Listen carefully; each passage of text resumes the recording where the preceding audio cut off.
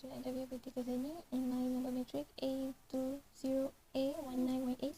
So for today I will presenting about introduction regarding the effect of pandemic COVID-19 on economic Singapore.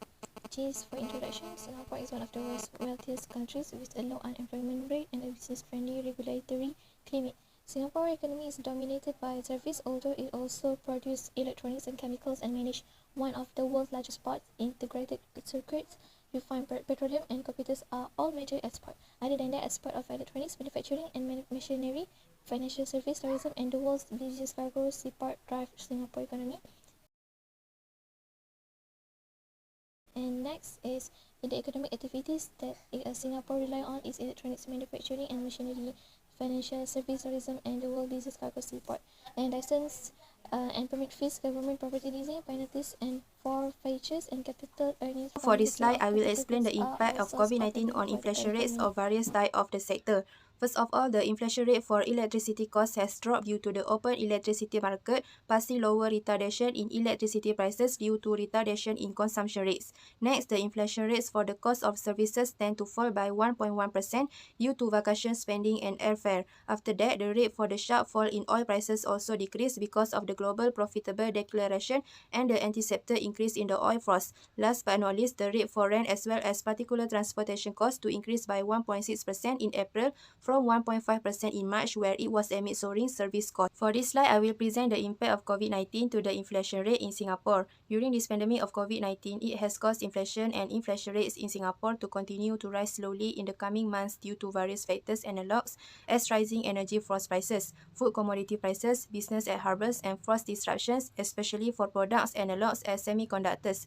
A small increase in overall inflation is also forecast for the fourth quarter, supported by accommodation inflation. For the next point, global prices for goods and goods are rising due to COVID-19. The impact of this COVID-19 caused the main inflation rate, banning rent as well as particular transportation costs to increase. I will present the impact of COVID-19 on the economic growth. According to the Ministry of Trade and Industry, preliminary forecast, Singapore GDP decreases by 5.8% in 2020. Next, due to the COVID-19, the industries that rely on foreign travel such as air transportation and lodging have been the worst hit. Besides, Singapore's GDP shrinks because of global economic slowdown and travel restriction, supply chain disruption, and the domestic implementation of circuit breakers. Lastly, Singapore adopt the right measure to stem the spread of COVID-19 that will affect the GDP to Singapore. Next, we will discuss about the impact of COVID-19 to unemployment of Singapore. First impact is unemployment rate increase. The yearly average unemployment rate increased from 2.3% in 2019 to 3.0% in 2020. The resident unemployment rate climbed from 3.0% in 2019 to 4.1% in 2020, while the citizen unemployment rate increased from 3.3% in 2019 to 4.2% in 2020. The non-resident unemployment fell by 181,500 people, or around 60% during the course of the year. And next is mental health problem arise. Many Singaporeans have lost their job or have had their wish cut. Losing a job have a negative impact on one's mental health, causing despair and worry. The Samaritan of Singapore, a suicide prevention group, received over 39,000 requests for aid in 2020, up 80% from the previous year. Next impact is a crime increase. When people lose their income, they start to do crimes. Cybercrime cases increased to 60,117 in 2020, up from 9,349 in 2019. Online cheating was the most common type of cybercrime, with 12251 incidents reported, up 62% from 7580 in 2019. Losing job make they desperate to make money, and as a last choice they use cybercrime such as be a scammer who got money by lying people. Hi, Assalamualaikum. My name is NURUL binti LIZA. Matric number 820-82210 is mine. The COVID-19 pandemic has wreaked havoc on global economic activity, as well as causing demand and supply shocks in Singapore's economy. There are several sectors affected by this pandemic to its level.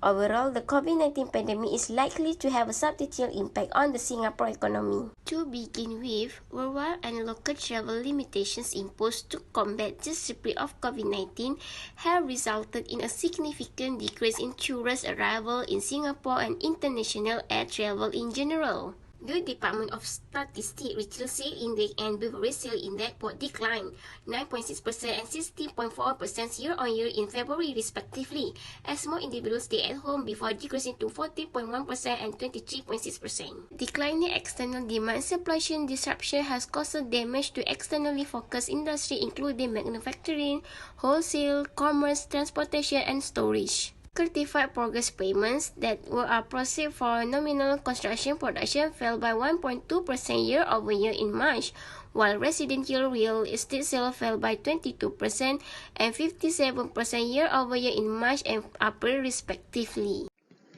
Next, I will present about the impact COVID-19 in economic policy implementation. First is physical policy. The physical policy that was implemented by Singapore government when COVID-19 happened, the causes employment is they offer property tax discount for commercial and industrial properties.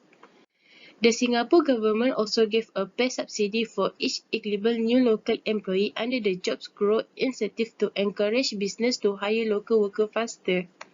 Singapore's social support during the pandemic was provided on several fronts. There were universal cash payout on a progressive scale from $600 to $1,200, with more affluent individuals receiving less assistance. Next is money policy. Muscat, Monetary Authority of Singapore, offered the following slew of the support measures in response to the COVID-19 pandemic crisis. The must partner with financial institutions to provide a package of relief measures that support individuals facing financial difficulty due to coronavirus pandemic.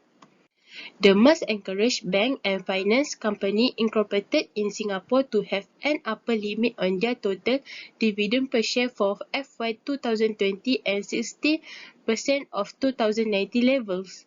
Assalamualaikum and hello everyone. My name is Muhammad HANIF bin NORAZAHAR. My metric number is A20A1487. Today I will present the conclusion of the effect of the COVID-19 pandemic on the Singapore economy.